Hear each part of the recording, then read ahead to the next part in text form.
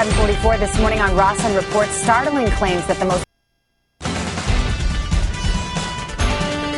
Back now at 7:44 this morning on Rossen Reports, startling claims that the most popular kind of smoke detector may not protect your family in a fire. Today, national investigative correspondent Jeff Rossen is here with the details. Jeff, good morning. Hey, Savannah, good morning. This really does affect all of us. And look, we've all been there. You burn toast in your house and suddenly your smoke alarm goes off.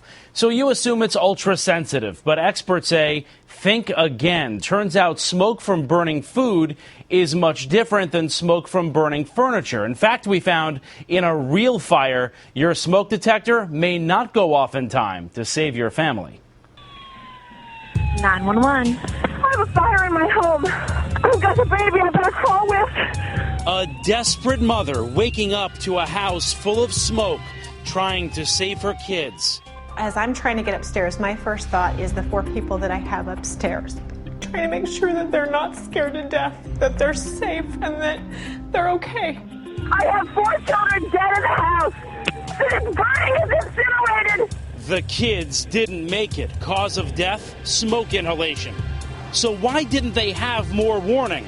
After all, Amanda Deputy says the house had working smoke detectors. We put fresh batteries in the smoke detectors. We pushed the test button, so I knew they worked. And then when it was time, they never went off. Amanda says she had the most common type of smoke detector, used in 90% of homes. Inexpensive, easy to find alarms that rely on ionization technology. They work well to detect fires with fast flames. But experts say some of the most deadly fires are the smoldering, smoky kind that can fill your home with toxic gases while you sleep. Experts say in those fires, ionization alarms don't work well, going off way too late or not at all. And that means that the individuals could have a fire in their home and never receive a warning. Don Russell is a scientist at Texas A&M. He's run hundreds of tests. When I go to the store to buy a smoke detector, I assume that it's going to sound when there's smoke. That's a reasonable assumption, but it's wrong. His findings are a bombshell in the industry, that the most popular smoke detectors may not help you in a fire. You're about to see just how scary that can be. We had Dr. Russell set up a test at the Texas A&M Engineering Extension Service. First, Dr. Russell placed 3 ionization detectors, the kind most of us have, in a room with a couch.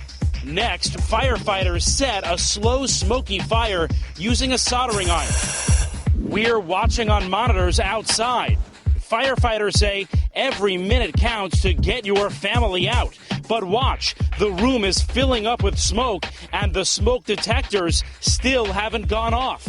It's been 30 minutes. The smoke is all the way to where the smoke detectors are, and we still don't have any alert from the smoke detectors. Finally, at 36 minutes.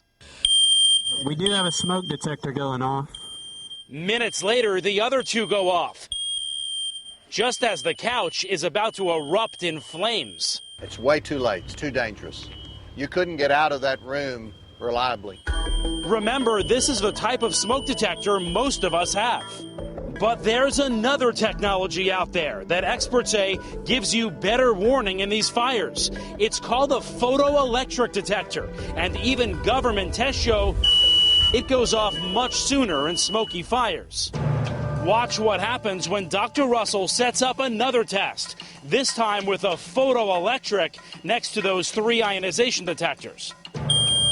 17 minutes in, with barely any smoke in the room, the photoelectric sounds the alarm. Photoelectric is telling us, you've got a fire, get up, solve the problem, get out of the house. Meanwhile, toxic smoke is overtaking the room. In fact, it takes another 21 minutes before any ionization detectors go off. These seasoned firefighters are shocked. All I could think about was my own family. And if I would have relied on ionization, my family probably wouldn't make it out. But with the photoelectric, they would have had plenty of time to get out.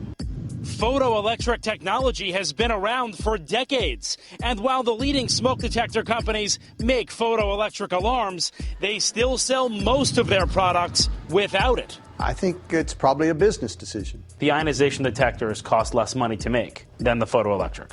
That is a correct statement. The companies told us all their detectors provide adequate escape time and meet safety standards. They will only respond when there is government pressure to do so. So we went straight to the government agency overseeing the companies, the Consumer Product Safety Commission. Why not tell these smoke detector companies, make sure to get that photoelectric technology into all of your detectors so you're covered completely? Why not mandate it? Because both technologies are working and saving lives. We know of several cases where the smoke alarm, people say, just did not go off.